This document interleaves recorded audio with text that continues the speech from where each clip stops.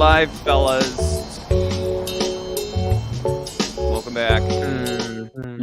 Welcome back to Ranked 2023. I'm Charles. I'm McCurdy. I'm Nance. McCurdy, the professional know-it-all. Okay. Professional glitcher. We made it. We made it to our first ever Marvel flick, Wait, everybody. what Marvel movie? This is the a Marvel first movie? Of what's guaranteed to be many, but this is the first. God. That's worthy of a quick cheers. Nance has the right idea. Cheers to that. Cheers to Marvel. Cheers to Marvel. Love them or hate them, they seem to care. So for that, I applaud them. Or at least they did. I was going to throw that little addendum in there, but I didn't want to. For MCU 2. Shut up. I didn't want to just immediately piss on my own toast, but yeah. I guess we'll get into that. Anyway, thanks, members. Nance, pick out a random member to give a shout out to. I see right here in the middle, Nans. Oh, that's no. Wow. You can't pick yourself. How about Barrel You can't Rider? do I like that. that. All right, Barrel Rider. You know what Barrel Rider comes from, right? Do you know? I mean, for me, it means... That's a Hobbit reference. Okay, moving on. Anyway, yeah, if you become a member, you get all of our stuff ad-free for $1. You can watch everything without annoying ads, including the new Casino Royal Apple, I almost said. Casino Royale episode that came out a few days ago. It was a good time. Check it out. We did our first live premiere, where we all sat and watched it together, and it was really happy. A lot of fun. Okay. Where's the list? This is where we're at. We're on week 7. So currently the list stands at Infinity Pool in all of its satanic glory. Up top, Megan missing Magic Mike's Last Dance last week. Knock at the Cabin and Plane. And then, this week we saw this Ant-Man and the Wasp. Ant-Man and another Ant-Man, like mini Ant-Man and Wasp, and there are a lot of ant people in this. They just keep stacking them. Why is it? It's weird that they call it Ant-Man and the Wasp. Like, does the Wasp really do much or anything? Well, yeah, we will most certainly get into that. She's there. So, yeah. Okay. Let me do a little Chucky Rants quick review here. All right. Ant-Man 3, Ant-Man and the Wasp 2, Quantumania 1 marks a turn for the MCU, hopefully towards something to finally care about beyond the aimless wanderings of Phase 4 following the exit of Marvel characters we actually care about. But so far as Ant-Man shenanigans go, all of the humor and really clever growing and shrinking scale gags of Scott Lang's life on normal-sized Earth have been replaced by a visit to the quantum realm. Humanoid beings and weird alien-esque creatures coexist down there for some reason that is never really explored because they're too busy setting up Marvel's next Thanos-ian bad guy. A move by which ultimately it is Ant-Man himself who pays the price, because it kind of feels like any other Avenger could have gone on this same adventure. The movie would have benefited from stripping out half the main characters and refocusing the story around Scott reconnecting with his daughter, Cassie, but at this point, that's too much to ask of Marvel, who never permanently removes anyone, but only adds more and more characters over time, like a glutton with his butthole sewn shut. Eventually, all that crap will ooze out of his other 6 holes because at a certain point, something's got to give. I had to get that holes joke in there. It was a really odd moment of the movie. But I like that character. I enjoyed it. I liked it.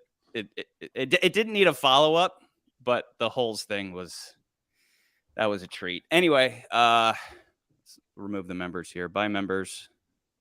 I gotta get a lot better at maneuvering around. They keep all these things in different places. Anyway, Mr. Professional Know-It-All. Hey, what's up? There you go. Get ranked, everybody. Get ranked Project 2023. Here we go, guys. It's like Wu-Tang. We just keep rolls off the adding other names for this whole thing. Just keep stacking them on. I should add a name every time we If anyone has good suggestions, put it in the comments because we don't know what to call this yet. I still think just keep it simple. Just 2023 movies ranked, you know. But if anybody were to come up with anything clever, of course, we'd be all about it. Right on. Mm-hmm. Don't forget. Go ahead, McCurds. We got the merch at the merch store. Yeah, we're gonna add more here soon. Yeah, other than just Belf Humanoids. We've got Chucky Rants is working up we need to make a Chucky Rants shirt. That's look at this with some pancakes. I'm gonna keep saying Humanoids are really for the hardcore until fans. Anyone else gets stuff. Yeah, you gotta be hardcore to wear Dolph Humanoids on your chest. You know what I mean? I know he's doing like a gun. He's doing a James Bond pose, but I like to think it's a L for Love.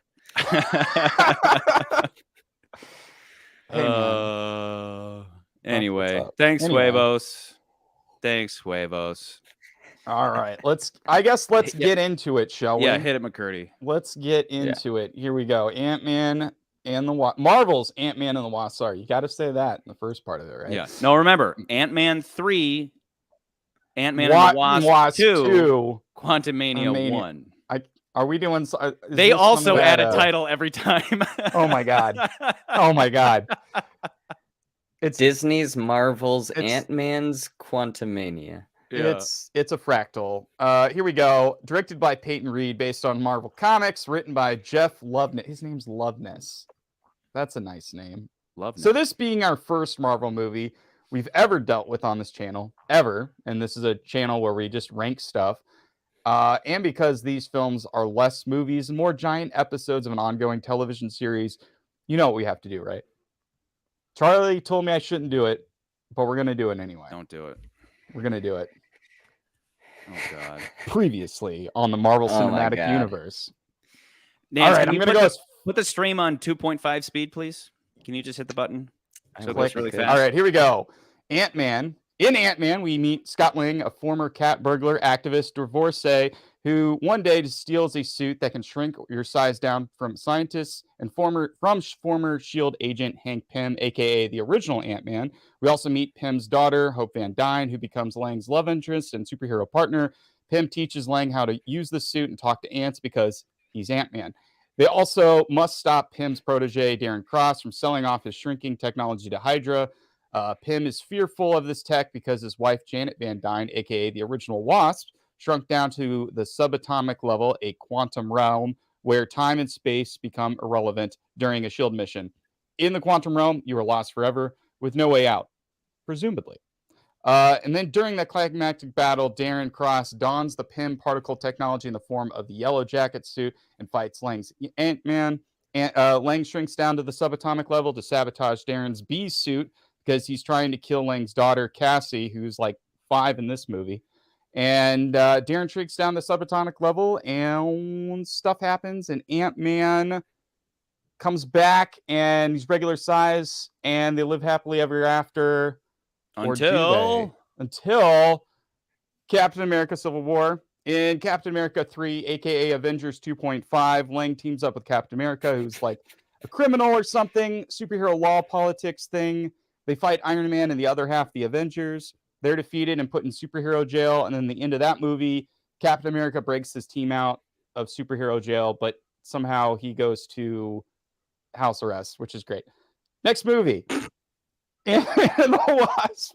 The Ant family pulls Catwoman, Janet Van Dyne, out of the quantum realm. While this is all going on, the rest of the Avengers are fighting Thanos, who gets all 6 Infinity Gems and uses it to snap the half of all life in the universe out of existence. Meanwhile, Ant-Man is in the quantum realm, while the rest of the Ant family gets blipped. They go bye-bye. So then he's stuck. Or is he? Yeah, blipped means you dramatically turn to ash. Turned to dust. And everybody cries. All right. Only if it's Spider-Man dying. he had me rolling, you know what I'm saying? Yeah, baby. And then Avengers Endgame, Ant-Man pops out of the quantum realm because he was there for like an hour. The quantum of suck ass.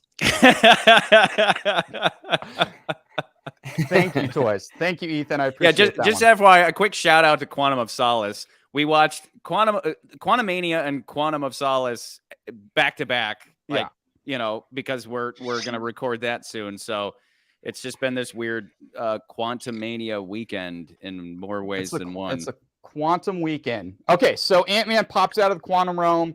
It's been 5 years since the blip, but he's always still the same. He's been there for an hour, then he comes out and he's like, wait, what's happened? And his daughter's older for some reason.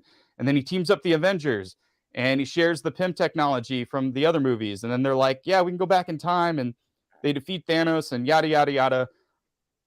Yeah, you probably saw that movie. I'm not going to go into more detail. That's my thought on all of these. If you saw these or you didn't, who cares? Move on.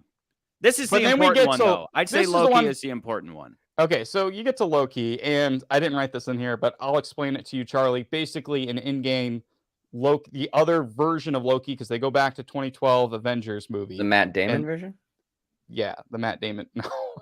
No, they go back in game. They go back to 2012, the first Avengers movie, and then that Loki, the one that's not a part of the main timeline that already died, he escapes because he gets the space stone and he escapes. And then this group called the Time Variant Authority shows up, and they're like, yo, you can't be doing this, you're in a variant.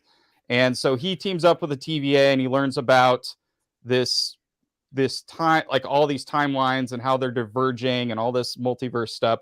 But then at the very end of that show, they decide to go to the end of time, where they meet the one that remains, and we learn that is Kang.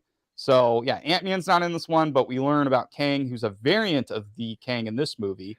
And he's just like, yo, if you kill me, there's worse things that are gonna happen. And now we're at this movie. So yeah. So you're saying the one in Loki is a variant, or the Loki is a variant? Or both? The Loki in the show Loki is a variant. Literally everybody is a everybody's variant, a variant technically. So it just depends on the simplest way to explain it is like we all make choices in our life, and if say we made a different choice, that would create a different universe. So there are infinite possibilities of other universes to exist. And so each of these different versions of Kang are different ones from different timelines, different multiverses, basically. Do and say what we say, actors, or you'll be replaced by another variant. You know what I'm saying? Yeah, bro. Everybody's replaceable now. So all right. up. So now let's talk about this movie. We got Ant-Man and the Wasp: Quantumania, directed by Peyton Reed. I didn't know he did Bring It On. He did Bring It On. He did Yes Man. He directed some episodes of New Girl and The Mandalorian, and then he also directed some live-action segments of the Back to the Future cartoon from the early 90s, which I thought was interesting. Okay. Did not know that.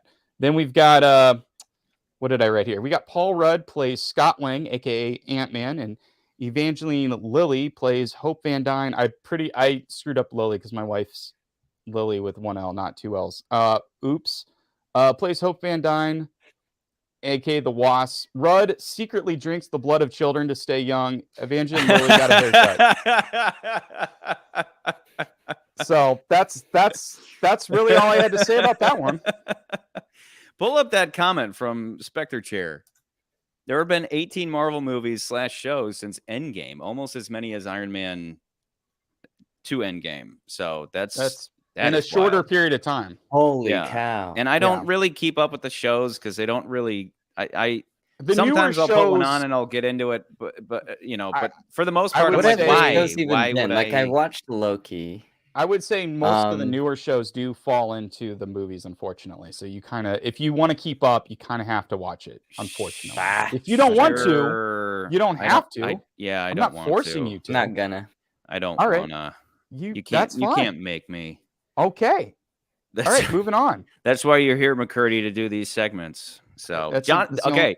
I don't think I knew anything about awesome. This he just guy, showed up out of nowhere. He's toast-worthy, no doubt. No doubt, yeah. I agree. He shows up out of nowhere, and I'm like, who's this dude? So Jonathan Majors plays Kang the Conqueror. Majors had many roles in the past, or he's had a lot of roles just in the past few years. He was in a show for HBO called Lovecraft Country. He's been in Devotion, which came out this year, which I have not seen. heard okay things. And then he'll star opposite of Michael B. Jordan, who played Eric Killmonger in Black Panther in the third Creed, which I believe we will probably see in a couple of weeks. So we'll probably maybe toast that to him looks pretty again. good. Who Those are knows? good movies. And he was actually cast in that role going all the way back to 2020. Remember, it's 2023, 2020. So that was mainly for Loki, but the creators of Loki and then Peyton Reed were doing the casting because they knew that they needed someone to play Kang for all these movies. So that's Jonathan Well, now Majors. it's locked in. Back then, they could have just been like, well, that was a variant. But now at the end of this movie, you see he plays all the Kangs. You know, they sneak in little ones, kind of like with Loki. With Loki, it was like, look at all these different Lokis. There's a chick Loki. There's an old Loki. There's an alligator Loki. There's literally everything possible. So, but they've already locked in, you know, definitively that this guy is Kang through and through. So now until he steps out of line like Flash, and then they just wipe you off the board and start again. All right, so we've got Katherine Newton, who plays Cassie Lang. I believe she was in the film Freaky, which came out like a year or so ago. Kind of the Freaky Friday, but like with the serial killer storyline. She replaced actress Emma Furman, who was sad she couldn't be returning. So that's her in the middle there, Emma Furman. She was in Endgame. So if you remember in Endgame, Ant-Man comes back, and he's like, he sees his daughter, and that's not the same actress. They replaced her. I don't know why. Maybe they just wanted somebody. She acted up. Put a new variant in there.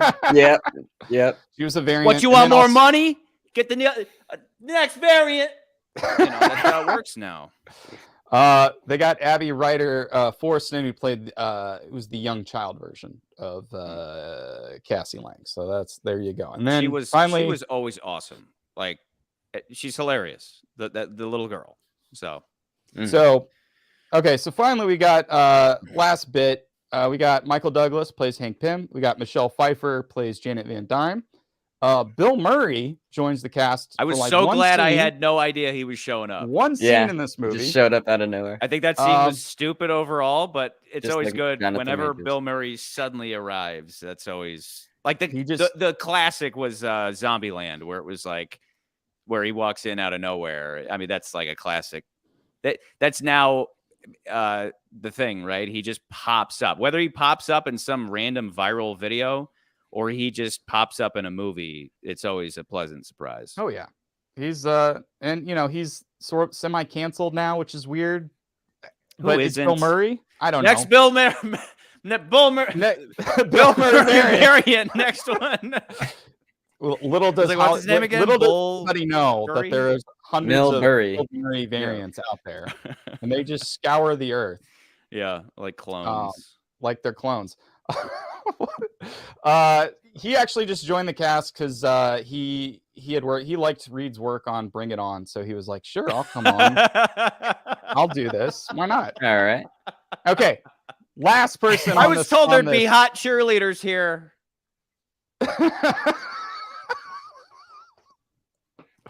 Oh, please go ahead. Lord. Okay, last person. Charlie, I don't know. You might know her. Okay. Was she in Lord of the Rings? She's not Lord of the Rings. Then I don't know her. No, this is fun. This actually is fun for no one the in this three of movie us. is in any Lord of the Rings sort of movies. No, Yeah. but this part's fun for us. So last person may not look familiar, but she is an up-and-coming actress, Kathy O'Brien, who plays Jintora, I think is how you say her name. She was the leader of like the rebellion. She was a Xena warrior princess. Exactly. So fun fact about her, she's originally from Indiana. She's our age. She's an IU grad, so she may have been going to school while you were going to school, Charlie. Yeah, guaranteed. That would make sense. And she used to be a Carmel cop. Like, no joke. Wow. Okay. So, yeah, no Maybe cap. one of us For got real, pulled for real, over on by God. I just think that's cool. That like that's a really interesting life path. Interesting, at least for us. But yeah. But yeah, she was in she's been in other things. Like she was in Walking Dead. She was in Black Lightning. She's been in a couple shows, but she was recently in The Mandalorian.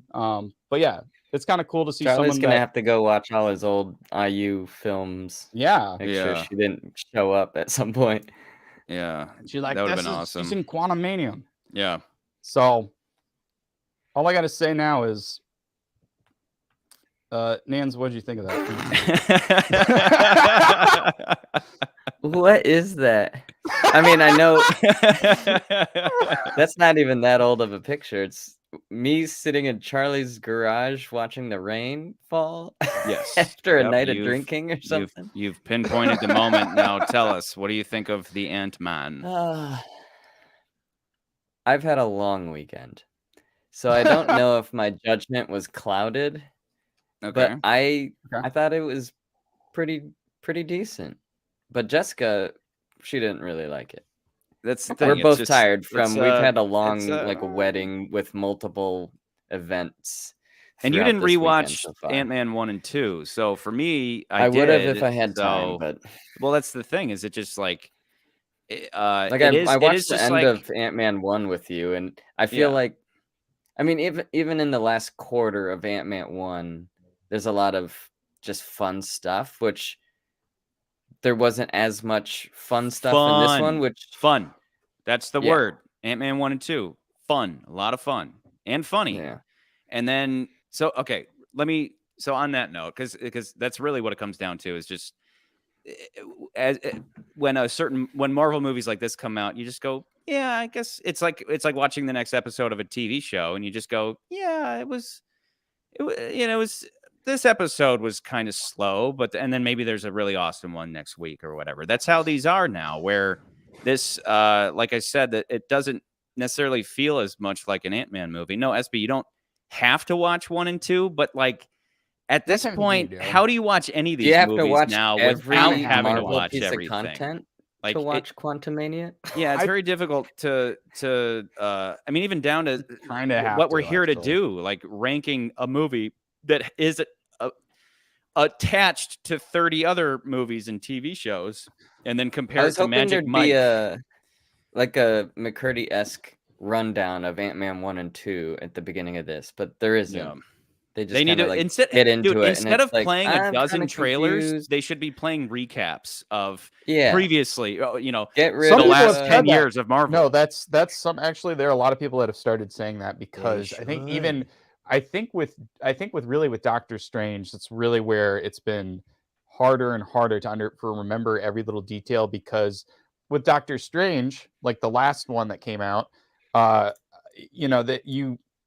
was not only a sequel to the first Doctor Strange movie, it was a sequel to both the last two Avengers movies, and it was a sequel to WandaVision, which was another TV show that Charlie decided to skip. Oh yeah, and a lot of people might have skipped that. That was pretty decent. If you didn't see WandaVision, if you didn't see all the Avengers movies, which most people did, actually, you may be a little confused as to what was going on in that movie. This movie, I feel like, I mean, SB's asking, do you have to see 1 and 2? I would say, yeah, kind of. Even after McCurdy's rundown, I'm confused about who has gone to the quantum realm, been trapped there, gotten out. Like, there's so much back and forth into the quantum realm where they're supposedly supposed to get trapped. But like, even in the first one, he goes in, but he gets out like 2 seconds. Yeah, but the point in the first one was like he's like Hank's like, you don't want to mess with your regulator, because you'll go subatomic. If you go subatomic, you may not come out.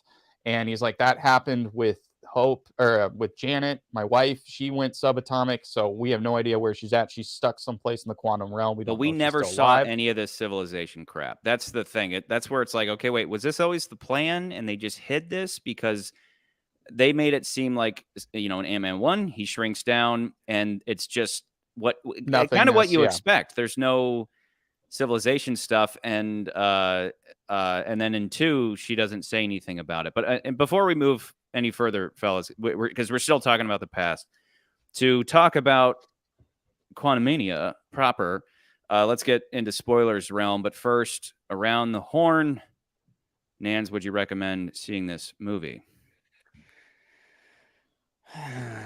Just forget the caveats of, well, if you like Marvel, because my thought is this: if you're a Marvel fan, you're going to see it no matter what.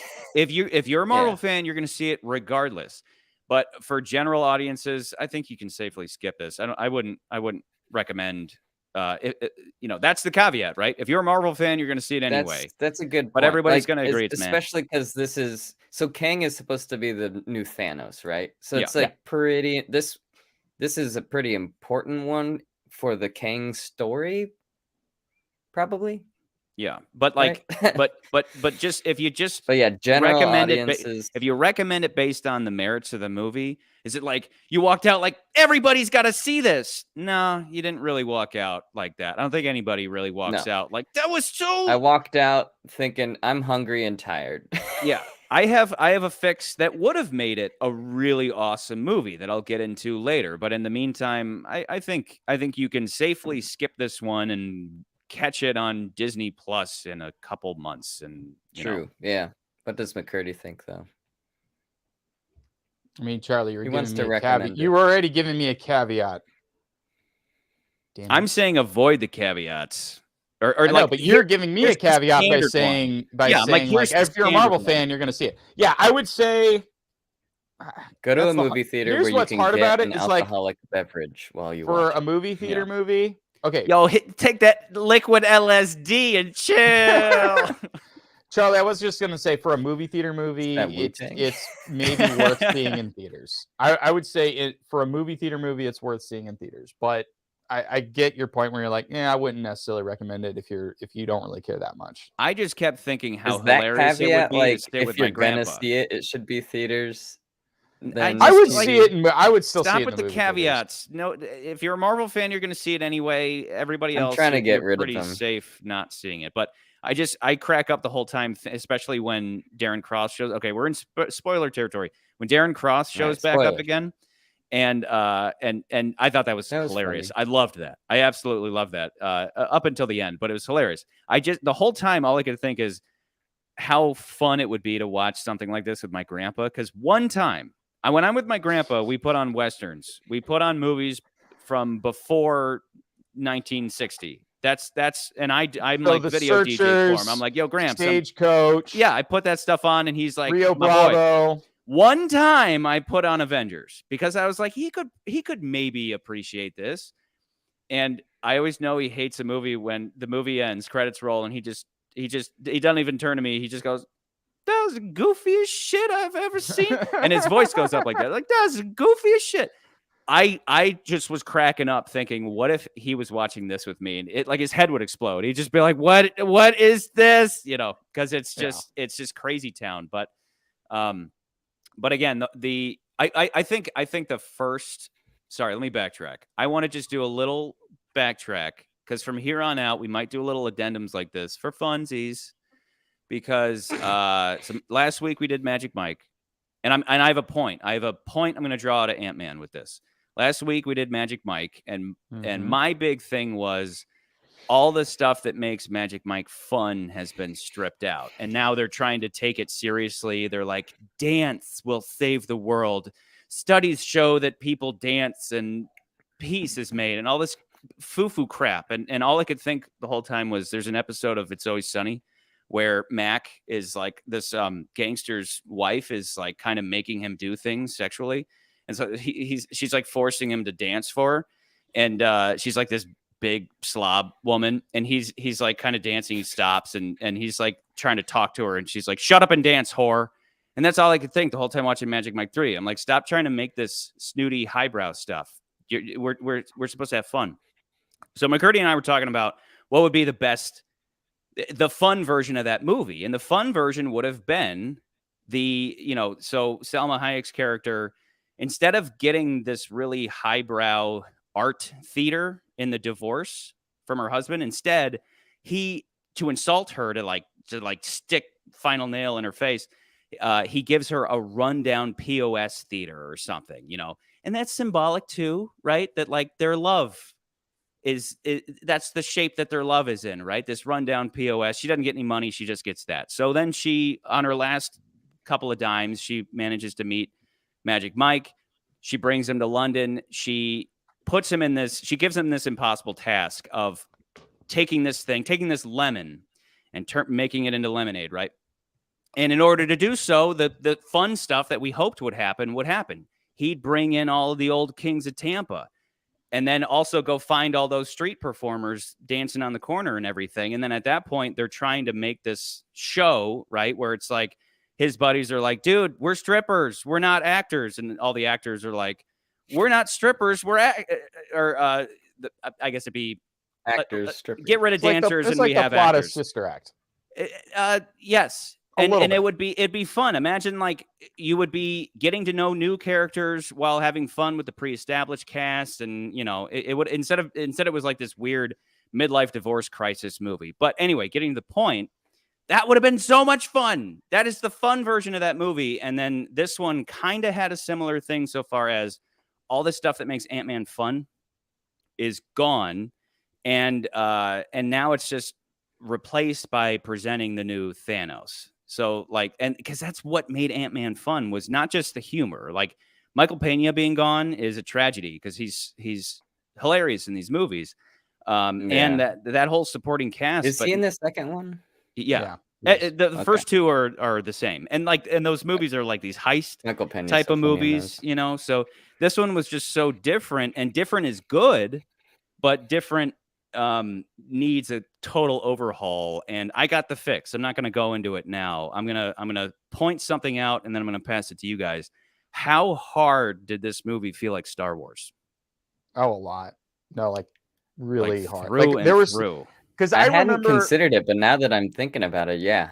No, I Just the remember when like early Yeah. reviews came out and people were saying Star Wars, and I was like, okay, what do you mean by that? And as I was watching the movie, I was like, I get it. I see the Star Wars resemblance with Influence. all the different, Just like the mainly, universe, or like any particular. mainly it's what it trilogy is. of It's Star mainly Wars? like when you see the first Star Wars and you see all these weird creatures, and you're really like, remember when you watch A New Hope, you're just really shoved into the world. There's not a whole lot of explanation in certain aspects, which is good. Like, you don't want everyone to have to explain every little detail. Like, we're never explained exactly where all these creatures come from, which I didn't mind. I guess, Charlie, you kind of were like, wait, what? Yeah, there's people here. true. I didn't give a shit about that because I knew, okay, I'll get to that. I knew this going into this movie. I was like, okay, it's a Marvel movie. It's probably based off something in a Marvel comic book. I don't really care. Let's just have fun and see where this goes. Essentially, this is Wizard of Oz. Like, this movie is essentially Wizard of Oz, right? Like, all the characters get swept up in a tornado. They come down into a world they don't understand. They have to find their way out. And it turns out the wizard just happens to be an evil psychopath from a different timeline or something like that. We're not quite sure. So it was fine. Like, again, I had fun with it. I enjoyed it. I didn't hate the movie. But I do feel like it could have been better, and that's the point. But when we get to the third I act wasn't of bored the out of movie, my mind watching it. No, when It we kept get to me the awake. third act of the movie, I was like, that there was a point in the third act where I just all of a sudden I was like, huh.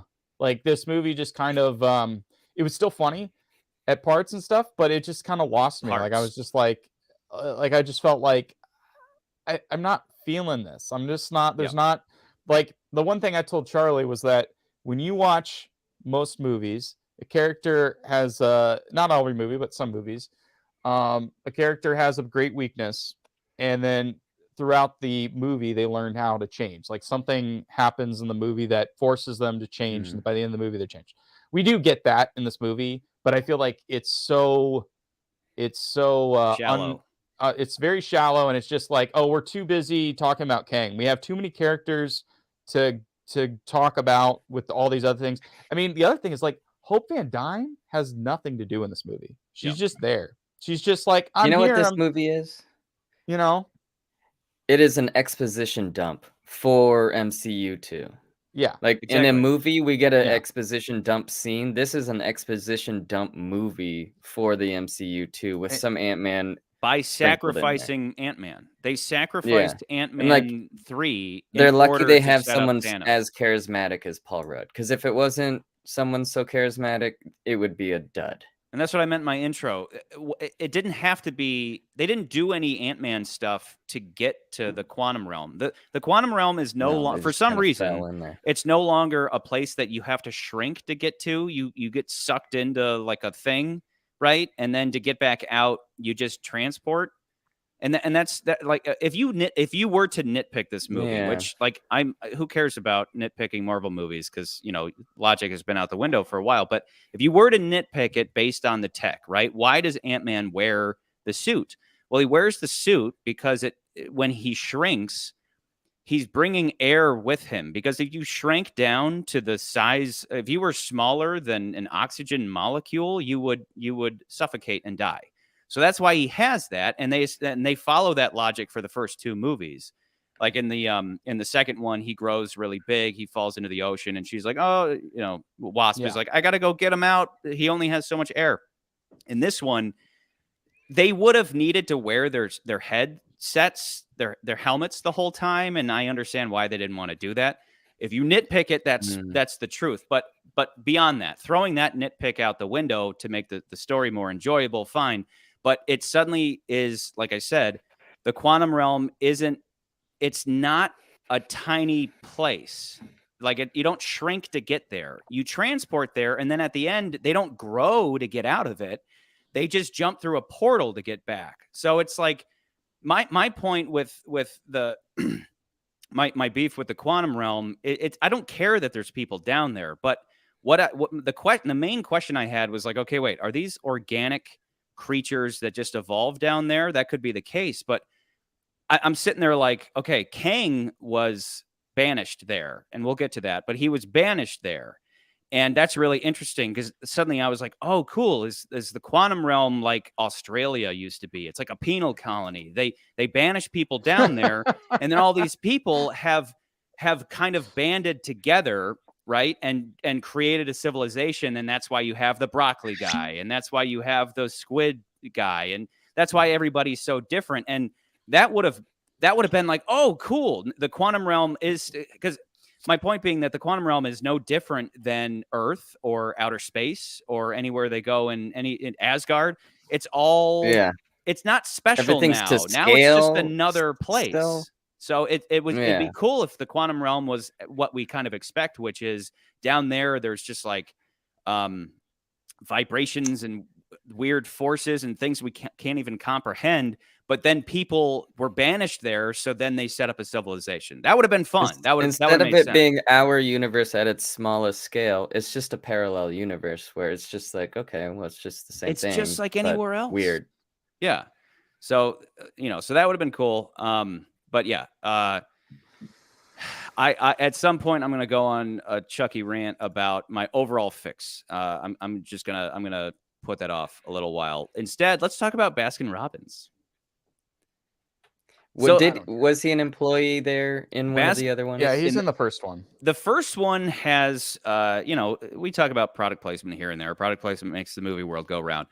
Baskin Robbins, if you actually put some effort into it and make it funny, then I'm like, fine, fair. So the whole thing was that, the joke was, he's like, I have a master's degree. I'm an engineer. I'll have, the movie begins with him getting out of prison. So he's like, I'll land on my feet. Cut. He's working at Baskin Robbins. So you have a joke there, but also it's shameless product placement. But they just keep pushing it, which that's the fun part. Like, it keeps being a thing where you're like, okay, you've milked the hell out of this in a way that I appreciate. Cool. In this one though, they bring it back in the beginning, right, where he's like employee of the century or whatever. And it was like, because now he's famous. The story starts with Scott Lang. He was always shit on in the past. He was always nobody really ever appreciated him. They'd ridicule him. You're who? I'm Ant-Man. And now he is responsible for saving everybody. Ant-Man, he was the underdog of Endgame. So now everybody loves him. His life has turned around. And then so they bring Baskin Robbins in again, just to be like, now even Baskin Robbins loves me, and that's cool. But when Baskin Robbins shows up in the possibility engine, I liked it.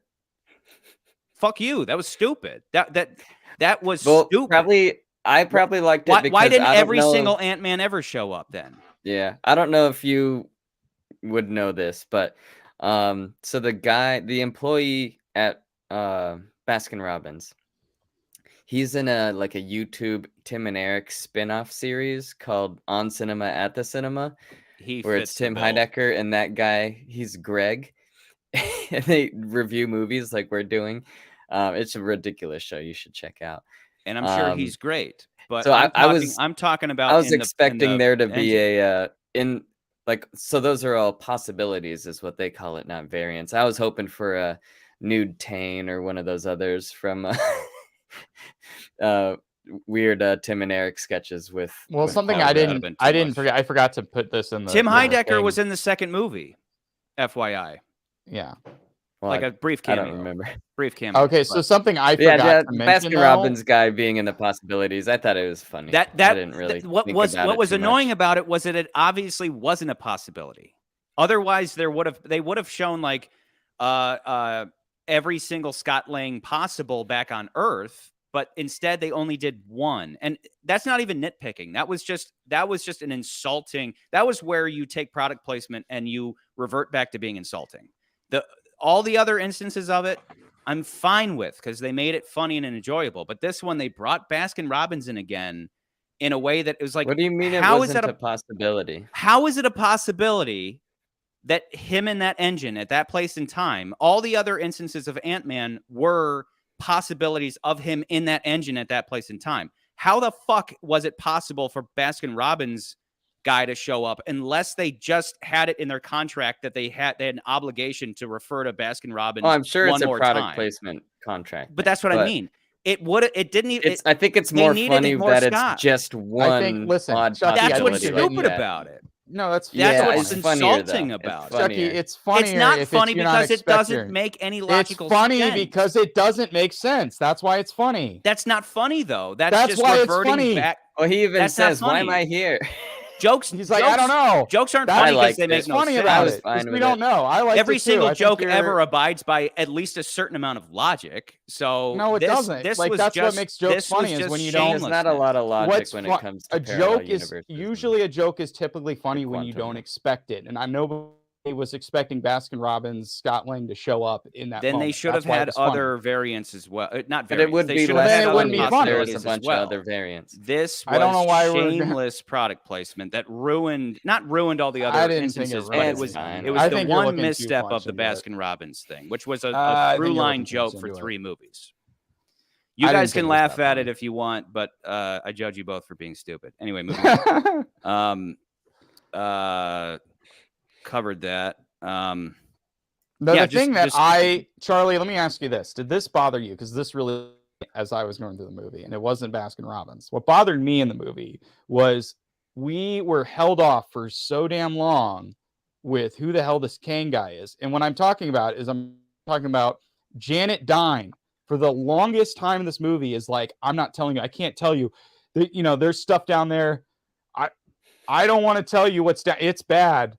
I don't want to tell you what's down there. And it goes on for so damn long. And by now, the audience already knows, like, yeah, we know there's this Kane guy. Like, why aren't they keep saying him? Yeah, it's like, you don't want to know him. Right. And I'm like, why would you hold that off for so damn long? Like, that, to me, was the worst part with the beginning of the movie, to me. Like, plus most of the movie, I'm okay. Like, most of that movie, the first act or so, I'm like, yeah, okay, I see where we're going. But that was the one thing I felt like dragged in the beginning of the movie was Janet was holding back because it was so dramatic for her that she didn't want, that she didn't want to tell her family because she's like, I'm trying to keep you guys safe. And I'm like, because she cheated on her husband. Like, bitch, why don't you?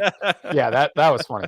But seriously, I'm like, why doesn't she just tell them when they're like, oh no, he's coming for us? And like, I can't tell you at the moment. Like, why don't you explain to us who this Kang dude is? And that frustrated the hell out of me. I was just obviously it took her a while to tell the story, but she could have at least just been like, yeah, all you need to know is that he's going to kill us. This guy's got it out for me or whatever. But yeah. That was just very frustrating for me in the beginning of the film. Yeah, I don't know. Him knowing that Ant-Man was an Avenger.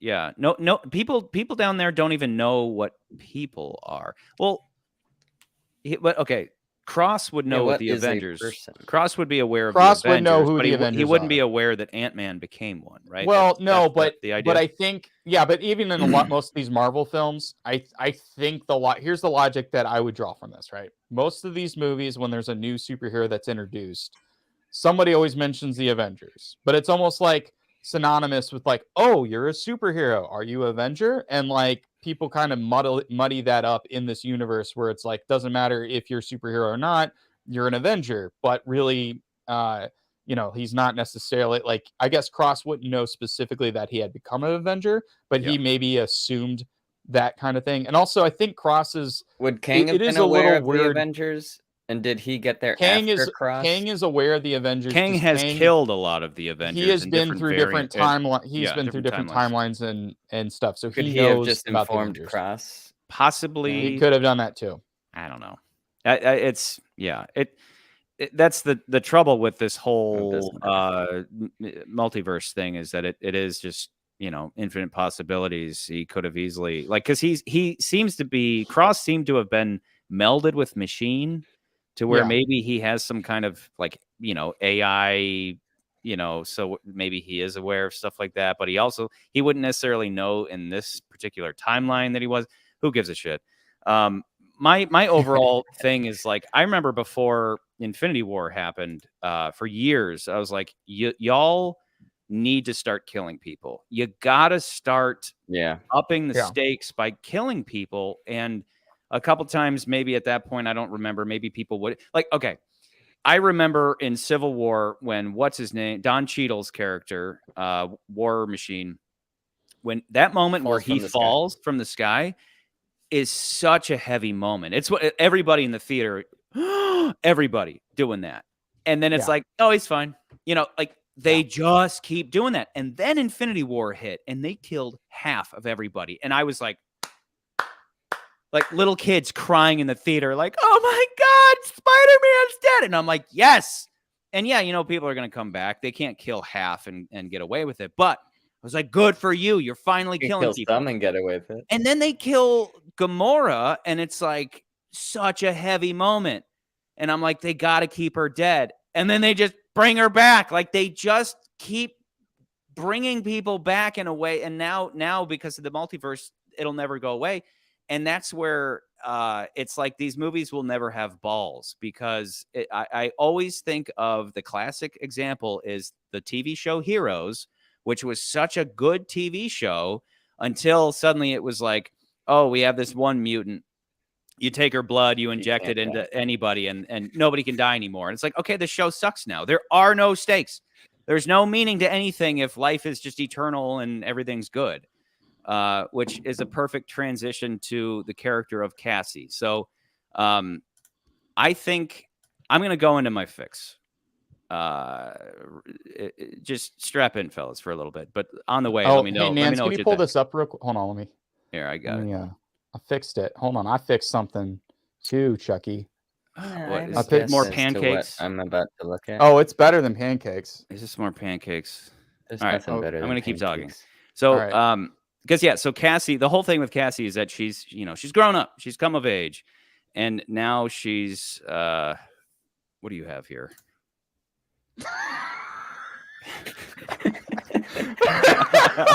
It's like you knew what was going to happen. I can't believe you guys thought that joke was funny. That's fine. Oh, he's in a Baskin Robbins costume. You guys are stupid. What's also okay? Do you watch Rick and Morty? Stay away from me. Do you watch Rick and Morty? Just have fun, Charlie. So the writer just turn your brain off. Don't ever ask questions or say anything or have an opinion. You just turn your brain off and everything's great. Everything's awesome. God, you guys like ignorance take heroin before you watch these movies? It was a funny joke. It was whatever. Everything's good. I like everything. I don't. You guys are stupid. I enjoyed it. Cassie, at least it's not bad. It could have been a slide whistle, Charlie. It could have been a slide other whistle. Baskin Robbins joke was funny, and then this one was like, "Why is this guy here?" I mean, if it was a slide All right, whistle, talk we about would not Cassie. be Because here right Nance now. can't turn Tim and Eric. He can't shut out Paul Rudd being in Tim and Eric sketches. So So it Charlie, just I was gonna fries mention his real brain. quick though that the Love guy it. who wrote I this love it. movie is a writer on Rick and Morty, which makes a lot of sense because a lot of the stuff in Rick and Morty does deal with multivariants and multiverse stuff. True. Yeah. And that seems like that is a total Rick and Morty joke of just Paul Then Rudd keep it in Rick and Baskin-Rama guy. Morty. Why the fuck bring it into this movie if I'm gonna 'Cause it's take it funny and seriously you're at a serious humorless. moment? Every other possibility of Scott was from Oh that my place God. and time, and then Baskin. Fuck you guys. It's funny, Fuck but you guys. the Here. humor, I'm taking over. humor in Okay, so Oh my Ant-Man God. 1 is better. so Cassie's character is, she's young and idealistic, and she's gonna take on the world, right? She's like everybody at a certain point, they're gonna set the world straight, right? Why do bad things happen? And we're gonna fight back. And that's her character. It starts out with her she was arrested because she went to she's like, I fought back against the police. I shrunk their car. That's right. That's what you get for hurting peaceful protesters. And Scott's like, okay. But anyway, I like all the other characters. I obviously original Ant-Man, Michael Douglas. I like the guy, of course. We don't really know his wife yet. We don't really know Janet. But she won't tell us. Evangeline Lilly is cool. I like them all. But I think the movie would have fared better had they not brought everybody with. I think this movie with some simple tweaks would have been would have been like the perfect close to, if this was a trilogy, right? It would have, the first two movies, it was, the first one, everything's about Cassie. The second one is there is still a lot about Cassie, right? Like, I mean, there's an easy tie-in to that too. She's working on a way to communicate with the quantum realm, so keep her out of it, and she's trying to reach into it to help her dad and her I mom, think keep or- the or not her intro mom. as is. I think keep Hope or everything whatever. as is, except when it comes time to get sucked into the quantum realm. Which, if you question that, I don't know. I don't know if that made sense. It was like, It made sense to me. It made sense to me that it was like because I think when they do the portal thing, they figure out a way, because again, when they go to the quantum realm, time is different, basically. Like, again, like you're stuck there for an hour, it could be 5 years, but they figured out a way to basically time travel into the quantum realm and time travel out of the quantum realm, so you're not missing time going in and out. So and that's kind of what they dealt with. Was Kang able to do that? Yeah, he would have been able to, but he didn't have that. That's why they had to The get time the doesn't MacGuffin, apply to essentially. him, right? No, Why, but He's why like a couldn't fourth he have gotten out dimensional whenever he being. wanted he to? he couldn't get out because he needed the MacGuffin, and that's what Janet destroyed. And the MacGuffin was this time crystal thing that Did allowed they him use the to go out. MacGuffin to get out? Yeah, because when she was out, she was able to create a portal to come back in. That I will give you this. I think the end of the movie, when they're like, because I thought when they got stuck, I was like, oh shit, they're stuck here. And then they're like, nope, we got a portal. And I was like, fuck you, movie. Like, Exactly. maybe What have happened some to damn growing teeth. to get out of here? Maybe have some damn teeth and have him like stuck there, and like then we have to find Yeah. out if they get him out. Like, fuck you. Have a That little was the- ending. that was Have the like one a thing- Empire ending. Yeah. That right? was my. I that thought was they my both were Charlie going to get Rance stuck comment. there. Oh, well, That would've been okay. better. So for the audience, basically, it's like, hey guys, at the last second, turns out we don't grow out of the realm like we have every single time. We just make a quick portal, right? Which I mean, if you were that small and then you portaled to But you have to time. full Remember, you have size, to time travel. if you back. portal, you're time traveling back. Yes, because remember, when you go into the quantum realm, if you're there for however long you're there, like it may be longer. They have no idea. It might be longer or shorter as far as time, because time is irrelevant when they're in the quantum realm. But you're just That's why jumping they have through to a create a portal portal to come back. thing. Isn't that like a spatial I know, thing? And that's what like they a do. time Yeah, thing? I get it. It's a Yeah, I stupid know. shortcut. Listen, It's an obnoxious shortcut. It's a science fiction movie. I Eat have your the fix. Baskin-Robbins. I'm going to keep going with the fix because the Chucky, movie eat your itself Baskin-Robbins. is stupid. Okay. So instead of everybody being sucked in, which again, I don't know, you get sucked in somehow, like you said, somewhere Yeah. over the rainbow style. You just Sure. so instead of getting everybody sucked in, how about just Scott and Cassie get sucked in? And I'm going to say, how about Hank too? So the three of them get sucked in, right? Leaving behind Janet and Hope, who are mother and daughter, but have not sat and had a cup of coffee in 30 years. She was a kid. Hope was a kid when Janet went missing. So they need to reconnect, just like Scott and Cassie, who also need to reconnect because after the blip, they lost 5 years, right? Cassie thought her dad was dead for 5 years. So there's a lot of catching up to be done on both. So we separate everybody and they naturally team up, right? They team up. So, so Cassie's young and idealistic by nature. You know, that's a thing that most people go through. And she's stuck in a black and white frame of mind, right? Like good guys and bad guys are simple. Like in the beginning, she's like, cops are bad. You know, it's like everything's black and white with really no nuance. Would have been more interesting if she had, actually, we'll get to this. Hang on. So Scott's motivation makes sense, right? He's a success now. He's no longer young and idealistic. He just wants what's best for his daughter. He's like, I write books now. I don't rob anybody anymore. I just walk around all day and everything's great. Whereas in the past, he was like doing gangster stuff. He was like breaking into bad people's homes and like doing Robin Hood stuff. Sometimes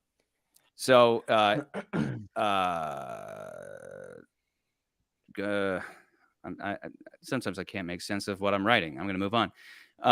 So Janet and Hope are back home, and it's like, what happened? And, you know, maybe they have to get to work right away doing some science stuff, and they don't have Hank Pym. Janet is a scientist too, so it's like they don't have Hank, who's, you know, been at this stuff forever. So it's Janet and Hope trying to figure out what happened and trying to get everybody back and reconnecting, right? And you can have the same exposition dumps where it's like, Mom, what is down there? And she's like, you know, sit down. And she fills her in on Kang. So now we, the audience, know about Kang, but who doesn't know about Kang? Everybody who went into the thing, right? So who do you have in there? You have Cassie, who is this young idealistic chick, and then you have Scott, who is like kind of getting older, right? And he's not that way anymore. And he's like trying to teach her about the world. She's like, no, Dad, we need to fight back against oppression, right? She's primed and ready for a storyline.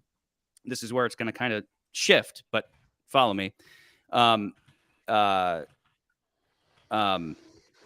So Cassie then, like they meet the same people, they have the same run-ins, and then they ultimately meet Kang, right? So when she meets Kang could easily then pull, you know, a little charade with her, right? Where he's like, I'm this benevolent leader and I just want equality and freedom for my people. But, you know, maybe we're in an energy crisis. It's hard. Times are hard. What I really need is this engine thing that's like over there. We need to harness the power of that thing. That, like, whatever reason he has for where that came from, he's like, I need your help. I need you to use those Pym particles to fix this for me so I can usher in a time of equality for everybody. Everything's going to be idealistic and progressive and great. And the young Cassie's like, in her, you know, naivete is like, yeah, I'll help you out. I can do that. And so, so imagine then, you know, at that part in the story, maybe Cassie's been separated from Scott, where Scott would be like, I don't trust this guy. This is weird. Who is this guy? And why would we help him and all that? So you have these two things going on, right? You have Cassie helping out Kang, and then it turns out that she was duped, right? To kind of like allow a little growth and maturity on her end of things, where instead of just being young and idealistic, she starts to see, oh, sometimes good is bad and bad is good, and sometimes it's not so black and white. Meanwhile, you have Scott, who is trying desperately to get his daughter back from Kang, and Scott, who his arc, remember, went from rebellious young guy who ended up in jail and then, you know, doing the Ant-Man stuff. He is the one who then has to go back to his roots of being a rebel to rally up all the people to rebel against this Kang guy, right? So instead of Cassie being like, we all need to rise up and fight, we need to resist, which, you know, is like, okay, little girl. Instead, it's Scott doing that. And then that could lead to that. You could have the same epic battle at the end. And then the whole time, it's like, where's Hank Pym? Where's Hank been this whole time? Well, he comes swooping in with, yes, a Deus Ex Machina, but like the greatest Deus Ex Machina ever, where he's like, oh yeah, remember those ants that got sucked in with me? I got pulled to their little like quantum home world where they progress to this like super ant society. So he just comes in out of nowhere with an army of giant ants to just like kick everybody. Yeah, because like somehow, I mean, they explain it like, oh, the ants went through time dilation. They lived 1,000 years while we've been here. It's like, but you know, Charlie, I was going to ask you. That seems a little convenient. And Charlie, it's totally convenient, but it's like Charlie, by the end you have an ant army. Towers vibes. Have what? Did you get 2 Towers vibes when the ants showed up? Because that was like the moment I was not at all. But now that you mention the ants, when the ants showed up, I was like, oh yeah, it's like 2 Towers. When what was it? Not Gandalf. When Rodan shows up at the to save them and all the horses, and they're like, I was like, oh, Godzilla, Lord of the Rings. Yeah, exactly. But basically, yeah, I was thinking of I was thinking the end of 2 Towers when the ants showed up, and I was like, oh shit. Yeah. So you're gonna get fucked up. But all in all, you would have more of a focus on character. You wouldn't have stupid scenes like showing up to a bar and talking to Bill Murray because that was dumb. Like that, I love you, Bill Murray, but like that was stupid. I liked the scene, but shut up. It was stupid and pointless. It was funny. It was funny. Then Charlie, the point of the movie, everything's fun. If it's funny, even if it doesn't make sense, it's good. Everything's why does good. It make sense? What doesn't make sense about it? Is Bill Murray? That was just such a waste of time. What? Okay, here's what I think, Charlie.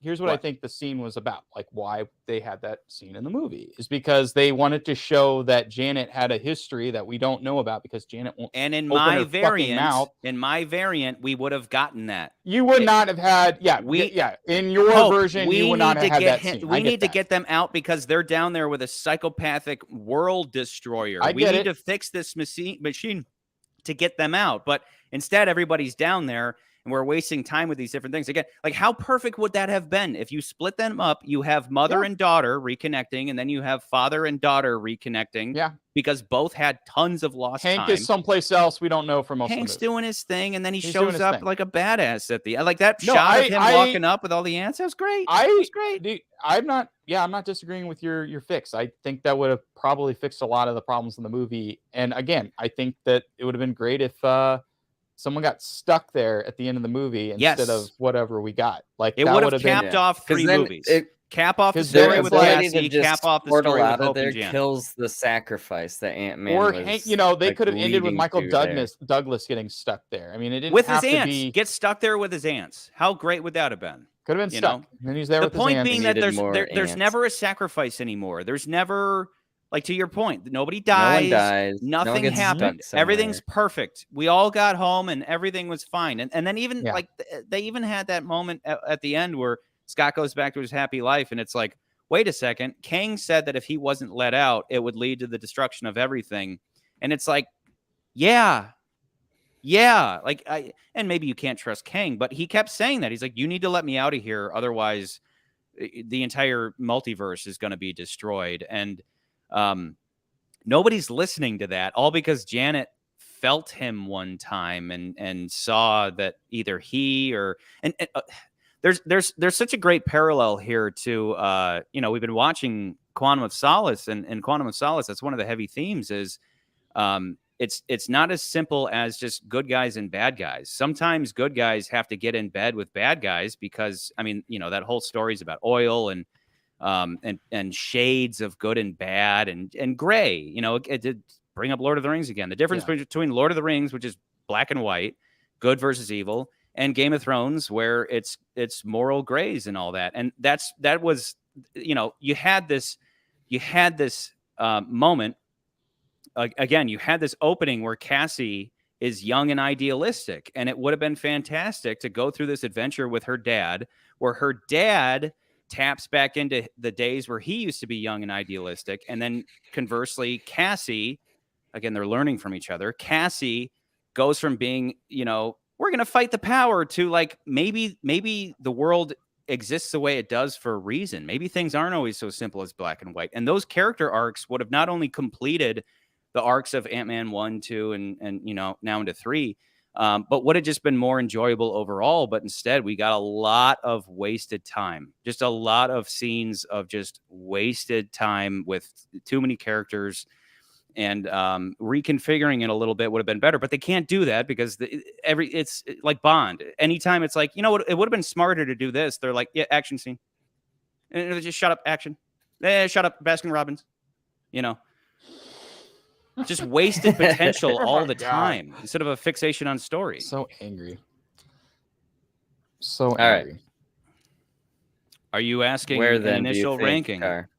Yeah, I would Yeah. like to know that. He's gonna say number 2. I think 1 and 2 are definitely not touched. I could see as high as 3, but I'm more feeling 4.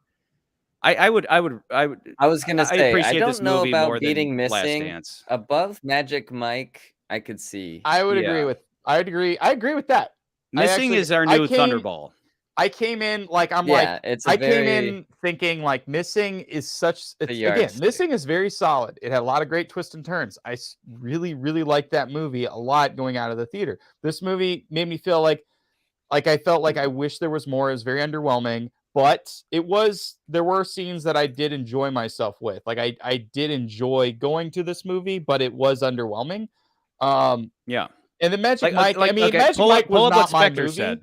Spectre's like, he's like, I hated this. And that's the thing. I didn't hate this. Yeah, I didn't hate this as much as I did hate that final that wasn't the final Baskin Robbins joke, but it was one of them. It was stuck out. I hated that, but I didn't hate the rest of it. But it is a lot of meh. It's a lot of meh. Plane is meh. Knock at the Cabin is meh. Yeah. Magic Mike's is meh. Those are all meh. So I wouldn't put it anywhere near the bottom because it was still like if you wanted to go see a good movie at the theater, like it's still an enjoyable ride that you could take your family to, and I think everyone would still enjoy it, even if you hadn't seen any other movies, if you had not seen any other Marvel films. I would still say you might actually enjoy this movie. It is Star Wars-esque. Like there is a lot to enjoy. It is funny. It does have really cool action sequences. Like there's things I liked about it, just surface level stuff. But but I will say overall, story felt very underwhelmed after seeing even the movies we've seen this year. So yeah, I agree. I think it's a 4. It's number 4. Yeah, that's where I'm feeling, because everything below Missing is just meh, So, and that's what I mean. Like just a couple of like even just like I pointed out, like if Kang, how fun.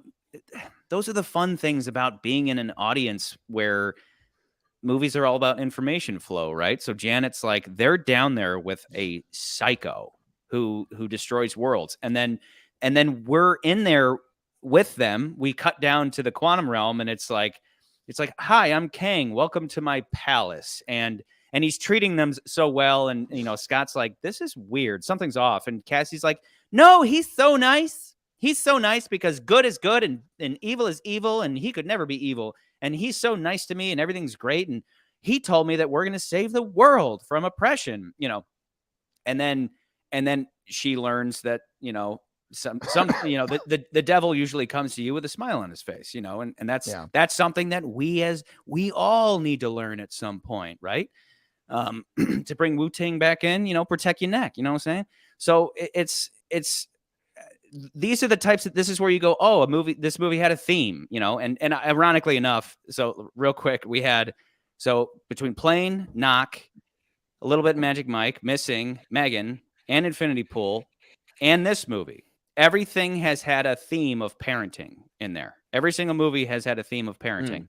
And then now we also have the, movies that were once fun and now they're not fun anymore. We have that theme as well. So that's the fun part. Themes are fun. Themes are meaningful. Those movies fun. We tell stories because of the sake of themes. Robbins. But when you rob that stuff, when you take the Like, why set up that Cassie is young and idealistic if at the end she's just going to throw this stupid rebellion where people run it, burn it down. It just comes across as I empty. do think that goes I back get to your I mean, point, she Charlie, doesn't. but I think It's the like she point judges was her dad for like I know, not but I think the point not of the holding movie an opinion, and him sacrificing himself to keep Kang down there would have like closed that in a nice ribbon, but then he can just warp out of there when the Wasp Yeah. comes I back. think So the that movie was happened. That trying warp to- I popped think the up, and the movie people was, next to me go, "What?" Because it Yeah. was like holy shit, they're stuck down here now. They're stuck. And Yeah. then it just blips on behind them, and he doesn't even see it. He just goes, "Let's go home." It's like, Yeah. and the people No, I next to me, think what? Yeah, I feel like it should have had that set in. Yeah, I think the movie, like, I get Charlie, I get your point of like the whole like her being idealistic and then her learning from that and then him learning how to be rebellious again. I think the movie was just more trying to be like, don't be an apathetic asshole. Like, I know the movie even literally Don't says to be a you, dick. don't be a Yeah. dick. And I think he was just A like little heavy. throughout the movie, no, but throughout the beginning of the movie, Scott is just being very like, yeah, I did this great thing. I saved the world, and kind of resting on your laurels. I think that was more about what the movie was trying to come across is like, don't rest Trying. on your. It was trying to, maybe not succeeding, but Yeah. resting on your laurels, and that was what it was really trying to say is like, don't rest on your laurels. You should be active. You should be trying to do, good all the time. And I guess the movie just kind of falls. It really falls flat on that, especially when there's no sacrifice. That wasn't At the really end of the ever movie. expressed, though. You know what I mean? Like, Yeah. like quite naturally, he's just looking out for Cassie, as he's done Yeah, forever. but like, He's the only ever opening been of the about movie Cassie. is just the opening of the movie is like him getting completely chastised for, but like, yeah, you have all these podcasts, you have this book you wrote about how you save the world. Like, we get it, you saved the world, but like, what are you doing now? Like, what But I'm are you saying, are you doing when were anything? those things reflected in the story? When did those things when was the moment where he had a choice to do something and he was like, Yeah. no, we're not? No, you're right. Like maybe You're right. at some point he was like, we're not going to get involved. But overall, he was forced to get involved across the board. So my point being that theme never even hit. And even take my fix out of it and just stick to the movie as such. Mhm. It almost would have been better, thematically speaking, right, if it had been Cassie who had killed Kang instead. Because what if this whole thing where Kang's like, you have to let me go so I can say, I may kill a bunch of people, but I'm going to save the multiverse. And instead she's like, no, bad is bad and good is good, and I'm good and you're bad, and she kills him. And then instead of Scott, and then it's like her idealism has now doomed everybody because she so staunchly is fixated on good. We talk about this in Bond all the time. Bond is the guy who does bad things to bad people. He's not a good guy so much as he's a good guy. We call him a good guy because he does bad things to bad people, but he is a bad guy. And that requires nuance, and that would have taken her idealism, and she would have grown up a little bit in that moment. But instead, she doesn't learn anything. Scott doesn't really learn anything. Nobody learns anything. There's no sacrifice. There's no point. There's just like, now we're all back, but we all know who the new Thanos is. If I had to boil down my main, if I had to boil down my main disappointment of this movie, it was just like there was no sacrifice at that end of the film that would have, I think, elevated this movie to be like, oh, like now, like if you're making a movie where it's basically a television episode, right? You want something to bring you back. And like, I get the idea, like this Kang guy was bad. Like, he kicked everybody's asses and like could, devastate all these ants and do all this crazy stuff. Man, he's scary. But I'm like, it would have been better had something where like Hank or even Ant-Man got stuck or Ant-Man and the Wasp. They got stuck there trying to save Cassie and their parents. And now you're left with a hanging Chad to be like, uh-oh, what's the next movie going to entail? How are they going to get out of this? Yeah. And now I'm like, they could have used invested. more clearly defined stakes and then a sacrifice. Yeah, and then it's like, oh, what's going to happen next? Like, they stopped Kang. Like, are they going to grow? Are they going to grow old? Like, what's going to happen in the next film? Like, we don't know. Like, that would have like been at the end of Ant-Man 2 where he's stuck in the quantum realm. Yeah. But there's no people down there. It was in Ant-Man 1. He goes to the quantum realm and in 2. In 2 he gets stuck. He comes right back out in 1. in the In end one, of yeah, 2, he does. But that was the thing. Was like in 1, he goes to the quantum realm because he's like, I gotta do it. I gotta go. I can't go through the metal unless I shrink down to the subatomic level. Yeah. And so he does that, and then he gets stuck, and then he's like, I don't know how I'm gonna get out. And then he realizes, oh well, if I do Stuck for this 2 thing, minutes. Yeah, but then I he comes can- right back. My he point comes being right in the back. second one, at the end, he gets stuck. And that's the, how's he going to get out of that? Yeah. Ant-Man's stuck in the quantum realm. How's he going to get out? I'm going to come back and watch the next movie. This one Yeah. is it's all there just for the sake of Kang. And that's what I mean. The overall theme, Yeah. if anything was sacrificed, it was Ant-Man. His character, his story was placed on the MCU altar and sacrificed for the sake of the next Thanos. Instead of telling a good Ant-Man story, they killed him. They killed his potential rounding out a trilogy in order to prop up the new Thanos. And my point is, they could have done both. They could have easily done both, and they could have brought in Kang bringing in Kang in a way where we think he's just some kind of like makeshift king living down there, right? Yeah.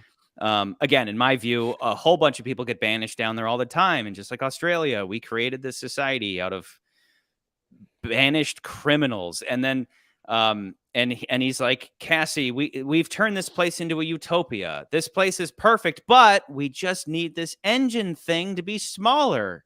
Could you do that? Yeah, I can do that. My step grandfather, he taught me how to shrink things. I'll do it because utopia. And then, gotcha, bitch, tricked you, and then again, how great would it then have been?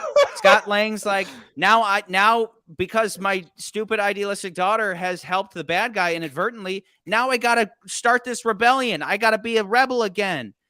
Gotcha, bitch. Burn it down. Burn it all down. Like, that would have been fun. That would have been on point. That would have been thematically meaningful. But Didn't the instead, characters Baskin say that Robbins at needed some another point, shout burn it out. down? Stupid Baskin Robbins in their contract was like, no, All right, Chucky we need Rance, another calm stupid down. joke. Calm down, Chucky. So a couple of people are asking. It's never too late to be a dick, both of you. Engineer as well as K1 is kind of there. You guys are wanting to know, like, where would we rank this in the MCU? We did do a ranking, kind of a mini ranking on the Magic I don't Mike even want to movies. think of that. I don't have, like, there are too many movies. I don't even wanna We think haven't of gone that. through them all. It's definitely in the bottom quarter. I will tell you this. Yeah, bottom quarter. But there's other bad ones. I think it's better than, like, as far as the newer movies that have come out, I think it's better than Thor Love and Thunder, because Love and Thunder was a huge disappointment for me. I don't think it's like the worst. Black Panther 2 was among the worst. That was bad. Phase 4, it was okay. It was everything okay. after. It wasn't. There's it wasn't no reason the to watch middle. these movies past Endgame. There's no I think it's reason. All right, Rance. Come on. Come on, Chucky Rance. Rant. Chucky Rance. What To answer your question, I think it's like Nan said. It's the bottom. It's like the bottom quarter, maybe close to the top bottom quarter. I thought it was better and more fun than like Thor, The Dark World, or Iron Man. There's a lot of bad Thors. I said there's in the two intro, bad Thor movies, this and there's two might really good be ones. I haven't turn. even seen Eternals, which I guess is And also I MCU. haven't even seen Captain Eternals Marvel either. is Seems like nobody not needs great. to see that. But I said in the intro, They're really going down. this Except for might Spider-Man is be a consistently good. shining ray of hope. This might be a moment of like, okay, Phase 4 has been mostly stinky garbage, and maybe we're gonna, maybe there's something that we'll start caring about. If because I like Kang, I like that actor, I like. Yeah. If they can start He's making cool. that interesting, I'm on board. But and just poor old Ant-Man had to be sacrificed. And again, to my point, like, anybody could have been sucked into that wormhole. Like, they could have sucked Spider-Man in there. And now Spider-Man's in the quantum realm, and he this whole thing could have been any of the Avengers. It just wasn't Ant-Man specific, other than the fact that we're in the quantum realm. But, like, who cares? You don't even have to shrink to get there now. You just go through portals in and out, or time travel, or whatever stupid shit. Anyway, are we putting this at 3 or 4? I mean, 4. Yeah, we're putting it at 4. Yeah. I would say, solid number 4. Not the worst movie this year. Not the I'm gonna do best the whole movie. thing. Yeah, you should. It's interesting, like bottom tier MCU movie is still mid, like pretty decent movie for. It was it's still only been again. 2 I went months, into the. It was a good theater experience movie. Like, it's got, as Nicole Kidman says, Cool it's sound that I visuals can and sound. feel, Heartbreak feels good in a place like this, except there was no heartbreak, so shut the fuck up. You know, Baskin Robbins is There was just Baskin terrific at a Robbins. place like those. Chucky Rants is getting now every Chucky Rants meme now that I create is going to be Baskin Robbins heavy now instead of pancakes, unfortunately. So Yeah. More Tom okay. Stark. Rather than even talking about Phase 4 because it's all stinky garbage. It's not all stinky garbage. There are what- good movies in that movie. Too instead much of and TV. instead of ranking anything, what is the favorite? The number one favorite Of 4? MCU of every single MCU, everything for each of you. What's your all-time favorite? I mean, I love Iron Man, and Civil War is like another really good one. Endgame, of course, just the culmination of everything. Yeah. My favorite is Really like the last like couple where like Thanos becomes like the massive threat. honestly are my really good. favorite, Chuck, is Thor Ragnarok was my favorite. Okay. Mine. I like, I mean, the Avengers films are fun for great, sure. but I'm not a huge Infinity War or Endgame fan. I feel like those movies also have a lot of weaknesses and people oversee them, and I'm like, you really like that movie a lot? really I'm like, good. it's okay. There's one that I saw. I happened to see it with Mr. Nans here. And we walked out and I was like, dude, I think last second he was like, you want to go see this with me? And I was like, I guess. And afterwards I was like, bro, now I'm starting to take this shit seriously. These movies are good now. And that was Winter Soldier. Obviously Endgame and Infinity War, like those are epic. Those are like everybody should like those because they're epic adventures with a cast of colorful and fun characters, like no doubt. And Civil War is included in that. But Winter Soldier was a turning point where it's like, this is more than, I mean, Winter Soldier was so good that I was like, oh, Captain America is to be taken seriously. But up until then, I was like, this guy's stupid. I remember that in the first Avengers, it was like, hey, bro, pull that switch when I tell you. It's like, okay, Captain America is a useless idiot, But then that Winter Soldier hit, and I was like, never mind. I eat all those words. He's a badass. Could it be because like you character. like Man with the Golden Gun? Is it like a That sounds about right. Yeah. equal but opposite sort of guy? Yeah, that sounds about right. Wait, please explain that to me. What are you talking about? Man with the Golden Gun? I don't know. It's just like people at the same level, kind of. Here's my thing. like Winter Soldier for me um, is okay. Winter Soldier for Is me it in is Casino good. where you're talking about like, or maybe it was just when we were hanging out the other day. It was just like you have Link and then you have Dark Link, and it's just like because equal there's but like an opposite, equal going but head to opposite. head. I mean, Or that's like usually they when I'm were, talking about the duality of man. or maybe GoldenEye. Maybe GoldenEye is a better equivalency of Bond and Trevelyan and Captain America and his old friend Chucky, or is it? No, Bucky. something like Bucky. that, right? Bucky. Yeah, Bucky Chucky Barnes. Rants. And Yeah, Bucky Rants. Bucky Rants. That's his old his old buddy. But yeah, it just that suddenly was where it was like, okay, this is real stuff, and then from there they really, I mean, because those are the guys, those whatever brothers, they're the ones who went on to, after that movie, they were like, all right, you're making all the Avengers ones, The Russo brothers. and they hammered it home, right? So Winter are TV Soldier directors. will They're just always the shit out be of my everything. top spot. So K1 Iron coming Man in 3. with I've never heard Captain America anybody say 1. Iron Man 3 is their favorite. is that the one where there's they're like all a good. billion All the Iron suits Man that movies they are good. all like operate? That's the last with of the AI Iron. or Like, something? yeah. I've Yeah. never heard anybody All say the that's Iron their Mans favorite. are good. Yeah, they're all good. I don't understand. Yeah. No, they're not. The third one, No, they're not. as I The understand it, second one is the all the weakest nerds of were them. like, I wish the they could do guy a is solid what he whole. was supposed to be in the comics, and I'm just like Bond. It's like, who gives a shit about the books? Who gives? I mean, I do, but when we're talking Yeah, about you movies, do. who gives a shit about the books? I've read all the books, but who gives a shit about the books when we're talking about the movies? Well, like, okay, Who we gives a need. shit about the comics unless Real quick. unless it's a worse story. If it's worse, like if Quantumania was based on a comic book and it was everything I laid out, it's like, well, in the comic book, Janet and Hope stayed home. Yeah, and all generally this, I'd be like, these movies split don't up, follow but- specifics of the comic book stories. They will take the elements as far as the locations and the modernize characters. them And yeah. so one thing we didn't talk about, spoilers, we didn't talk about MODOK at all, really. We didn't really dive into that. Let's I talk thought about it it was now. I that's what I want to do. That's I loved what him. I wanted to do. I thought it was funny. Loved So it. MODOK in the comics is not that same character. They just basically He's were not like, Cross?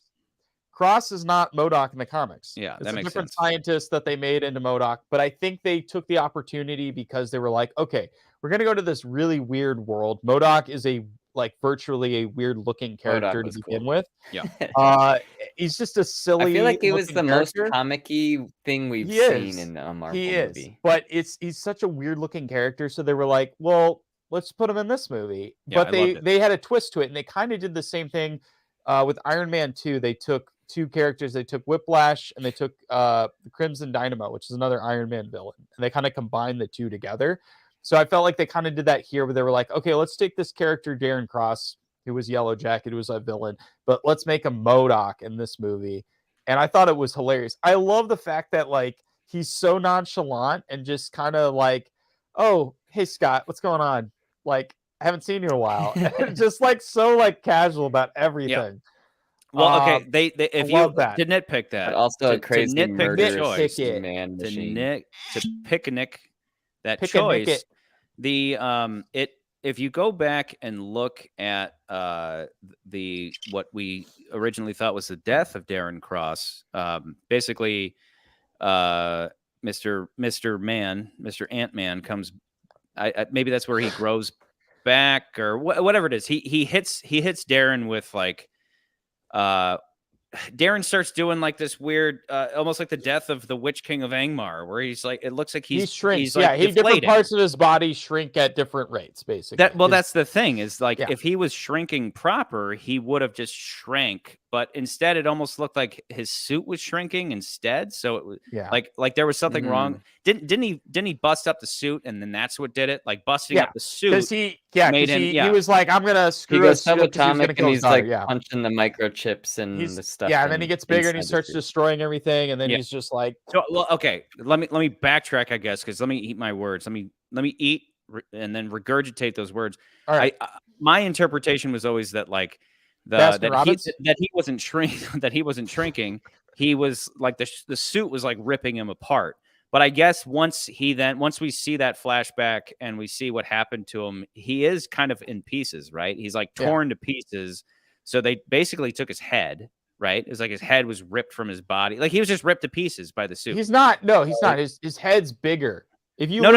When they find him, when they find him, his hands and arms, feet are still there. Because remember, there's that shot of they pull him up out of that goo, and you see his little but before the goo, but it's like tiny before the goo, and his head. Yeah, no. When you see him, so they found him. They found him. And he's the helmet of the Yellow Jacket, and he's got tiny arms and tiny dangly legs, and they make a joke. And a little butt. They make a little butt. Yeah, little butt.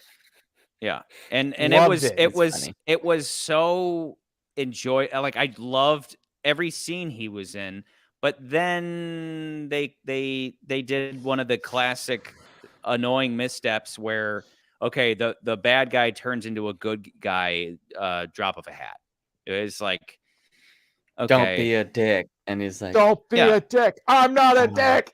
Like young idealistic, I was fine with it too. Progressive Cassie's like, bad guy should be good, and he's like, okay.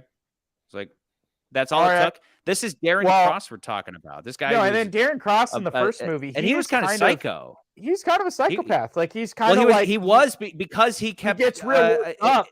You're to understand that, and then he'd be kind of crazy. He just like Hank Pym. You're to understand that he, by exposure to this technology, he's gone kind of psychotic over time. The very first scene where he kills somebody, he has a moment. He turns a guy into goo. He shrinks him into goo. And then he has a moment where he looks in the mirror, and he has these moments throughout the first movie where he's kind of like, am I crazy? Like you can see it in his eyes.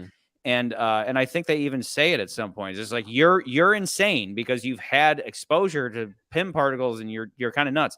So, but then to suddenly at the end, it's like, He's like, tell me Don't what to be a be. And dick. she's like, it's never too late to not be a dick. And he's like, I'm not a dick. And it's just like, that's not a believable flip for his character. We need the movie, more. The more we talk about this movie, movies we put talk too about much this time into movie, stupid I shit. feel like they took all the teeth out. They plied out all the teeth out of this movie, and they were like, we're not going to have characters that have like really complex issues. It's really simplistic and boilerplate. We need to give that time to Bill Murray. We're not going to have.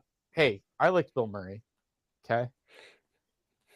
I like Bill Janet Murray, but what was Janet the point His of character in that whole needs. scene was pretty pointless. He had needs. What was the point of that scene?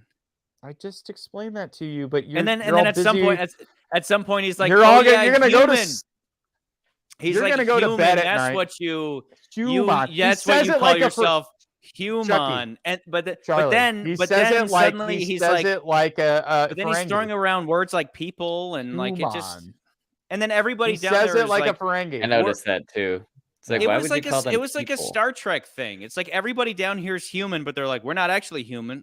But you No, what are you talking about? I do agree. That's why it would have made sense if people had been banished down there for thousands of years. Banished human beings, banished aliens. It would have been nice if they explained a little bit of why they're characters that look human. I think we need a lot of it. Should have been if Ferengi showed up. It's now all about James Gunn revamping DC Cinematic Universe, baby. I agree with you, Nico. I can't wait. It's going to be a whole new... We're going to open a whole new doors. I don't know what... I said this way back. I'm talking 10 years ago. I was like, okay, DC, stop it. Stop. Just bide your time. Y'all got money? Bide your time. MCU is faltering. MCU now do it's its time thing. to... They were like, no, we need to compete with them right away. We need to get right to our Avengers movie. No. Just be patient, y'all. Forget about the next quarter, right? You're going to be fine. Just keep pumping out Batman one-offs and you'll be fine. In the meantime, start planting that seed. Start getting your ducks in a row. And then by the time MCU is in decline, y'all will take over with good stuff. But instead, they rush stuff out the door. And now they're trying to... I saw the trailer for... Flash. And it's just like now we're bringing back Michael Keaton and like so that reset it. Just we'll talk about when we get to Flash. It. Hey, when we go to Flash, we'll talk about it. But a lot of the behind the scenes for what's going on at Warner Brothers it's like people are going to see this and be like, but wait, I thought James Gunn's just changing everything. I'm like, yes, he is, but a lot of this didn't these movies were in production and were already in the process during the time when like things were being changed hands. And that's part of the problem that Warner Brothers has constantly had is that they've had a change of hands of who's in charge multiple times. So like it's been one person's plan to do this thing, but then the next person gets it like, I guess we'll keep this, but I don't like it. Throw that out, creating something else. And then the next person gets it. So now we're at a point now where they're like, we're going to try to shelve everything. And this year, when we get later in the year, we're going to have 4 DC movies coming out just this year because they're all the movies that they were making. This year? We have Shazam, which comes out in March, which we're going to be seeing. Cool. We'll have, let's see, we'll have The Flash, which is the other one. We'll have Aquaman, I think it's the end. No, sorry, Blue Beetle, and then we'll have Aquaman. So we'll have 4 DC movies coming out this year alongside our MCU movies that we'll be seeing as well. So it's going to be great. It's going to be great, guys. All right. Well, are we at the point where we wrap on this Quantumania? Nance wants to go to bed. I'm tired. Nance, we gotta go watch. Weekend. I gotta go watch a shitty movie again tonight so I can bitch at Charlie tomorrow about why I gotta watch some crap and talk about it tomorrow. I gotta go watch. Switch back to the other Quantum. The other Quantum. So really, but Quantum of Solace is. How about that? Let's rank the Quantum movies. Quantum of Solace far superior to Quantumania. No, this movie is far more forgettable. It's not. I'll take. How about entire James I would Bond rather series see Quantumania ranking it above MCU. How about I would rather watch Quantumania than watch Quantum of Solace. Because I already watched Quantum of Solace last night, and I forgot all about it this morning because it's a forgettable movie. And Charlie, you're dumb. It's only 90 because minutes. you don't like you can't understand. I watched it with Charlie the other day. Granted, I was drunk. And I was thinking, there's no glaring issues here. Redhead Bond girl. Let's not talk That's too much all you more about need. it. Redhead Bond girl. I Covered got in a redhead oil, Bond you know girl what I'm saying? upstairs, dude. I got my own redhead Bond. Yeah, I might watch it right now. We should do. What I wish we would do on one of these is just do like a live watching of a movie, like one of our and like That we would can be all great, talk about but it how as do we're you do watching it? it. Like, Well, does it have to be it could be like You'd a have to have commentary everybody track else where we watching don't it. play. We'd actually all show start. the movie. Yeah, we'd all start at the Yeah. same time, and then we'd have have, to but do we that. couldn't show the movie, but I mean, we it'll could be happen talking someday. about it. Yeah, we should Next do time that. you're in town, we'll try to do. We don't even have. No, we could do it online. We could be like, all right, start your movie now, and then we're all commenting about whatever Bond movie it is, and I then we can still have think because we I could tell still our want to audience do to watch it at the same I time. still want to do a marathon of watching every single Bond movie back to back, and we're just sitting there watching them, man. going insane, like taking uppers and amphetamines to stay awake and getting through every Nico, last one of them. I'm on board. Spectre, everybody watches Spectre because Spectre watch along we can shit on that movie so hard. The whole thing would be like, at what point does Chucky Rance cut his own head off? Or I have that my drill, moment. that You have drill your going moment. into, have- I think it's funny. You have your moment on that movie that I'm like, my moment's way earlier in the movie, and I fucking like that was when the movie. Yeah, we'll talk about it when we get there. But Spectre chair engineer, he said he's in. He's in, baby. Okay, if we can figure out how to do that, I mean, that would be a good time. I would be down to do that with fun. every single Bond movie. I mean, that. Yeah. I almost think that would be a fun celebration once we complete Bond. It's like, like, hey, we have said everything that there is to be said about Bond. Maybe but throw let's in then Austin do Powers a 36-hour, Member-only marathon stream. where we say more about Bond, and then we close it out for good until Bond 26. Well, we still, and then Chucky, we still have to talk about the unofficial Bond movies. We hadn't even talked about them yet. That's right. It never so ends. We have two. Yeah, there's two. The two unofficial ones. I think they should just be members only. Like we do a members only day, and we do like Casino Royale, and we do Never Say Never Again, and like just only members can watch those videos. Yeah. Okay. 2023 movies ranked coming in at. I'm doing it. I've been watching that Wu-Tang show, so everything's Wu-Tang right now. You know what I'm saying? 2023 ranked ain't nothing to fuck with. Number one, Infinity Pool. This is like when they yell out all the names of the Wu-Tang Clan. The RZA, the Jizza, Infinity Pool, Megan, Missing, Ant-Man, the Wasp, Quantumania, Magic Mike's Last Dance, Knock at the Cabin, and Plane, dog. Plane. Oh my god. But yeah, Plane sucks. So we got a toast. Nobody give it a stew. Yeah. Who are we toast? Oh wait, hold on. Jonathan Frakes. Jonathan Majors. Jonathan Majors. Okay. Hold on. Majors. All right, there we go. Here we go. That guy's dope. I'm excited to see him again this month, right? He's gonna be. Creed, yeah, we're gonna Creed? like we see next week is gonna be Cocaine Bear, right? We did decide on that. No. Real Cocaine quick. Bear, Real and quick. then I think real quick. I walk into the theater to go see Cramp Man. And this dad and his son were standing at the ticket counter, and the guy was like, "What? Oh no! What are you talking about?" And the guy's like, "Sir, that movie's not out yet." He's like, "God, damn it!" And like they start walking. Cocaine like, Bear? thought it was out, and his son is like, "I'm sorry." And I go, "Hey, dude, what were they gonna see?" He's like, "They wanted to see Cocaine Bear." I was like, "Well, yeah, who doesn't want to see Cocaine Bear?" But I've you're already already at the seen movie theater. cocaine. Just walk into a movie. What are you talking about? I've already seen like the Facebook post of somebody getting mad about Cocaine Bear and being like, "How dare they make this movie? Now people are gonna give cocaine to bears." I'm just like, it's a dumb movie. Stupid Like, who gives people. a shit? Yeah. So we'll have real quick Cocaine Bear, and then we'll see. I'm just hopefully this is correct. Maybe we change this. I don't know. But it's going to be Cocaine Bear, the end of February, last movie see in February. And then coming up in March, we're going to do Scream 6, which will be in March 10th. Isn't Creed 3 first? March 3rd, Creed 3. Yeah. Oh, okay. So March, hold hold on. I'm looking at March This is 10th, all subject to Extreme change. Yes, 6. you're right. No, Who you're knows? right. I mean, they could always. we'll The see. studio could always move the release date. There's some releases that have been moved. So the things that I have listed, if you are on our Discord, you should become a member. You can join our Discord and check all that stuff out. But on there, I do have like shit. All we do all day is talk shit. A lot about me. Mad shit. Yeah. Anyway, shit. yeah, you're right. So next week's Cocaine Bear.